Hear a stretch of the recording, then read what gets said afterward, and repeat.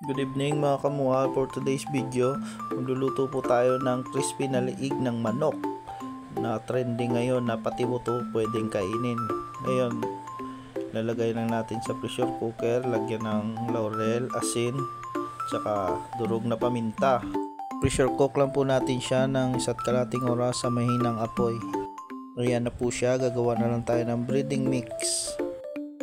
Maglalagay lang po tayo ng harina, tsaka breading mix na Tasty Boy. Tapos simikos-mikos lang natin, tsaka ihalo na natin yung manok sa ginawa natin breading mix. Yan po, ihalo na natin lahat. Dandahanin lang kasi baka maputol yung liig. Ayan, magpiprito na tayo. Baliktarin lang natin. Pwede na tayong umpisang magmual. Ayan o. Subukan na natin. First bite. Swerte ka namin. Thank you Lord. Totoo nga na pati buto nakakain.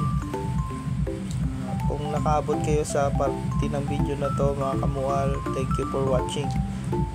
See you on my next video.